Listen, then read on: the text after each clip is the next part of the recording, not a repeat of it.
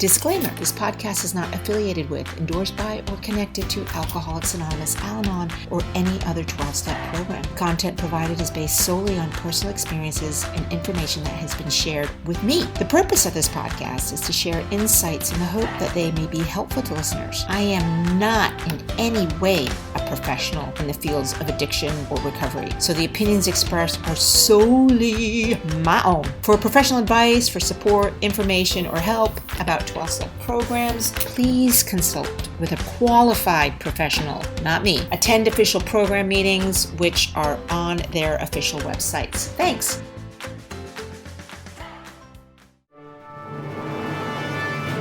Welcome to the wonderful world of Tradition 9, where there's no judgments, no orders, no organization? What? Great suffering and great love? What is this all about? We'll find out today in Tradition 9.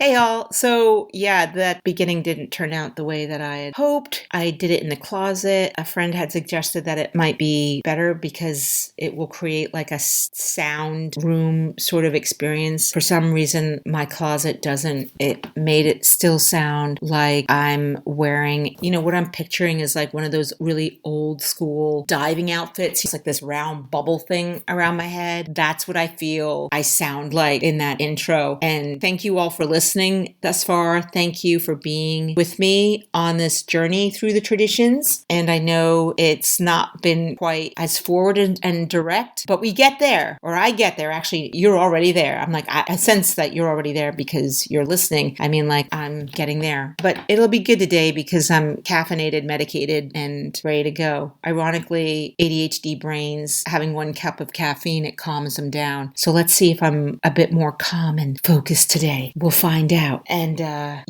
Tradition 9. Let's get on to Tradition 9 because that's why you're listening. Listen, like, I don't really need to know about this stuff. I just need to know Tradition 9. Get to the point. I'm going to get to the point. And the point is this. Here's Tradition 9. AA as such ought never be organized, but we may create service board or committees directly responsible to those we serve. Ought never be organized. What do you mean ought never be organized? Or we have to have some organization. There's organization everywhere. We've got laws. We've got organization in our life, getting up at certain times, going to work, right? There's this organization. But what they're saying is that it's about structure, having a structure, and being disciplined. Ironically, I'm highly organized in my home. I've really organized and neat home. God love my partner. I literally go behind him, putting things away and stuff. I'm sometimes too organized that I can't find things. I don't know how that works, but that's what happens. Anyway, directly responsible to those they serve. So going back to Tradition 2, it tells me that for me, I have a loving authority, and that's the first protocol that guides and directs my life, that gives me the structure, gives me a set of spiritual principles to live by that allows, for the most part, my life to go unchaotic, which is nice. I don't know what the opposite of unchaotic. Smooth. There we go. Unchaotic. Okay. Smooth. Smooth as mess. Smooth operator. I'm a smooth. Organization. We need it on every level, but Tradition 9 is about being a non-conformist. And that also sounds like, whoa, what do you mean non-conformist? Isn't that the problem with the world? Like everybody doesn't want to conform to anything. And that's not what this is about. It's when I recognize that I'm not a single entity and I'm part of a greater whole. And whatever that greater whole is, whether it's in my intimate relationship, whether it's at my home group, whether it's at work, whether I'm teaching, whether I'm with friends, I have to remember that there's this loving God present in that dynamic, and that I need every bit of effort to always bring that power in to keep me from being the great I am and the be all, know all, end all in my relationships. And that's where problems ensue. So this going back to that checking my motives, if someone does ask me for suggestions, advice, opinion, or whatever, I can give it out. And then I love this. Of course, you are at perfect liberty to handle this matter any way you please. That's what I have to remember. Even when I give that information, advice, direction, whatever it is out, they still have the right to do as they please. Now, that also sounds like, well, Ismila, if I let my significant other do as they please, then they might go on cheat on me, or they might go overspend the money, and then we don't have money for the bills. Well, that's not what this tradition means either. I can still have that right, that autonomy to actually say, like, look, I understand you'd like to do this, but here's what we have to be mindful of, right? I can still let that person know that there's a group dynamic and these are the roles and responsibility within that group. But if someone still is going to be defiant and chaotic, then I have to look and ask that power, what's best here? God, what's the next thing I should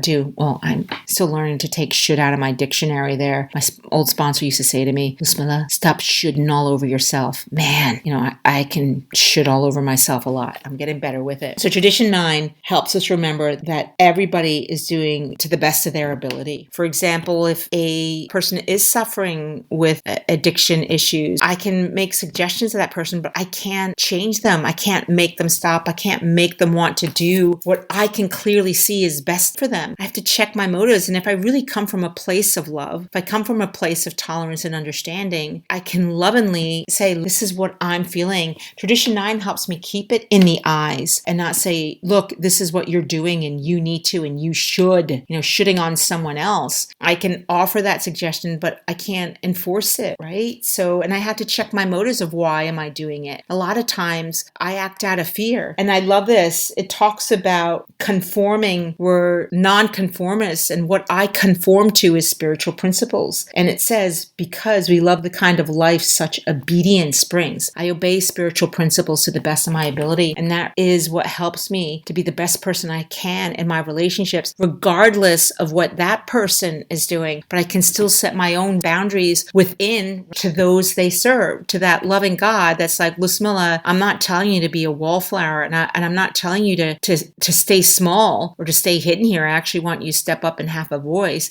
But again, say what I mean what I say, don't say it meanly. So that's the other side of it. So I love this.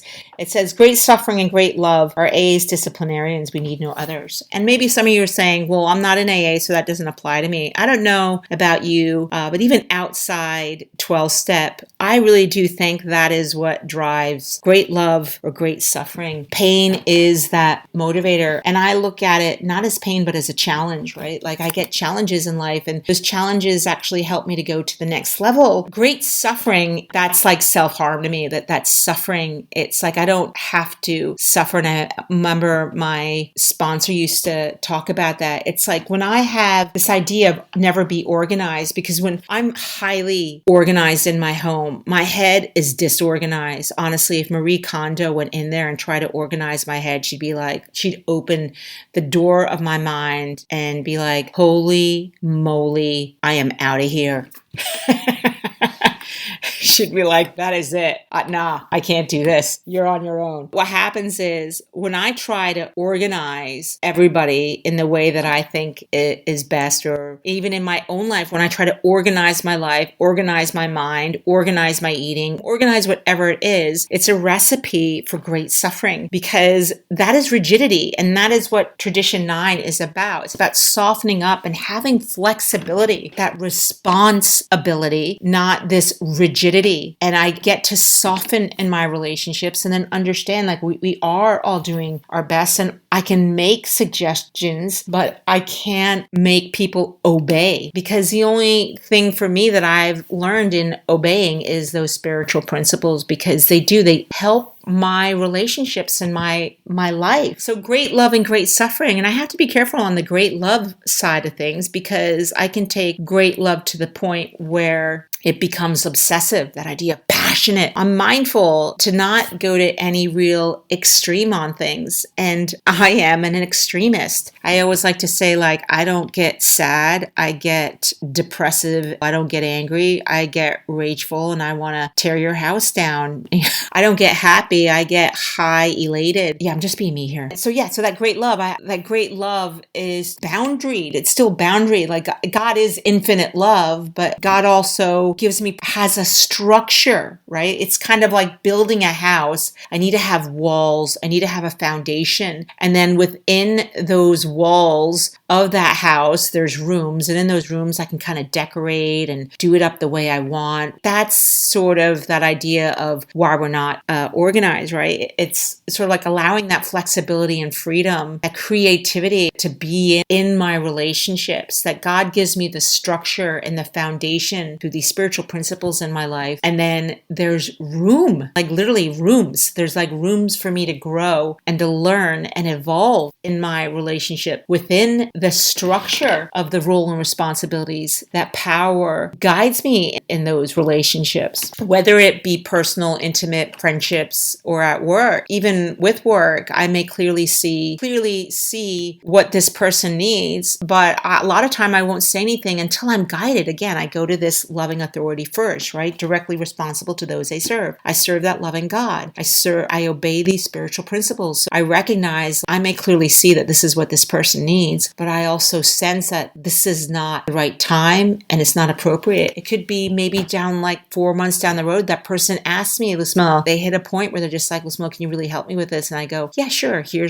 Here's some things that I'm seeing. And I will still say what it says here, but you're free to do it or not do it. See what resonates and what's best for you. And I do that like with the women I sponsor. I'm not their God. I don't know what's best and right for them. They have to learn and find out what's true for them. And then what happens for me, at least, there becomes more of a real mutual respect and mutual love and mutual tolerance and compassion and patience. That's what I've learned. And I know, particularly when I look at my sisters and my parents, when I was out there, active, untreated Al-Anon, untreated alcoholic, untreated ADHD, ASD, untreated disordered eater. Oh my God, I can look back and see all those times where I was always like, they're telling me what to do. Who do they think they are? I can really see that they were just being helpful. They were seeing a family member great suffer. And who does like to see people suffering in pain? I don't, but it doesn't mean that I have the answers for them, and waiting till